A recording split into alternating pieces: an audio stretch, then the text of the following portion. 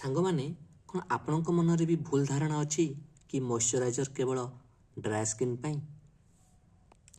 जदि हाँ ताले ए भिडियो आपणकर सब डाउट क्लियर हो देखंतु मॉइस्चराइजर दुई प्रकार आसूची गोटे है फॉर ऑयली स्किन आ गोटे है फॉर ड्राई स्किन किंतु मॉइस्चराइजर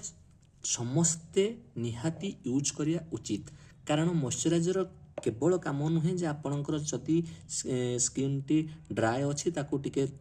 माने तेल भाया ये ऑयल भाया काम दब सेटा नुहे ये एक्चुअली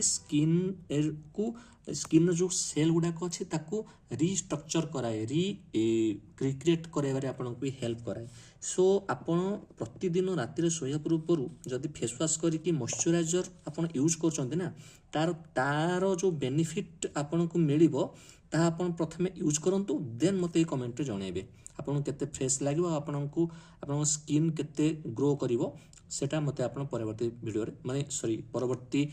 टाइम रे आपन मते एई वीडियो रे कमेंट करके जणाइबे सो मो पाखरे अछि वर्तमान तीनोटी मॉइस्चराइजर या छड़ा भी मो अलगा मॉइस्चराइजर यूज करछि सो मु आज बेसिकली एई तीनोटी विषय आपन जणाइउ चाहूछि नंबर 3 रे याकू रखिली जदि आपण चाहूचंती आपनकर स्किन अच्छी ऑयली अच्छी सो आपन देखि परथबे जीरो ऑयल मॉइस्चराइजर एटा आपन ए मॉइस्चराइजर यूज करि परिबे मो कोनोसी ब्रांड रे प्रमोशन करो नाही सो इग्नोर द ब्रांड आपनकर एटा हाइड्रा रिफ्रेश ये टिके माने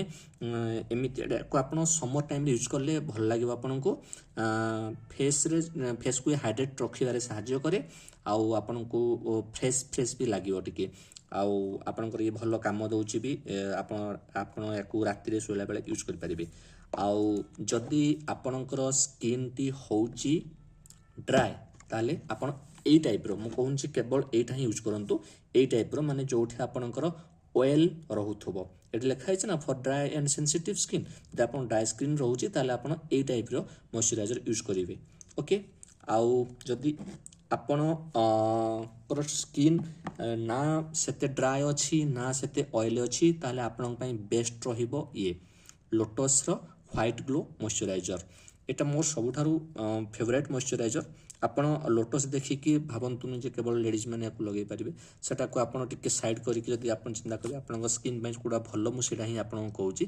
सो आपण याकू यूज करंतु आउ याकू भी से नाइट रे थरे लगे पारिबे आउ डे रे एनी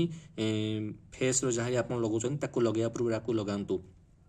मेन मान पे तो सेते किछि फेस रो प्रोडक्ट आवश्यकता नहीं किंतु मात्र मु दीटी समस्त को रेकमेंड करिवि जे एटलीस्ट आपण मॉइस्चराइजर यूज करंतु तापर जे आपण दिन रे कोडे बाहर को जाउचंती ताहले आपण सनस्क्रीन लोशन यूज करंतु किंतु ध्यान रखंतु सनस्क्रीन लोशन पूर्व याकू मॉइस्चराइजर को निहाती यूज करिवे ओके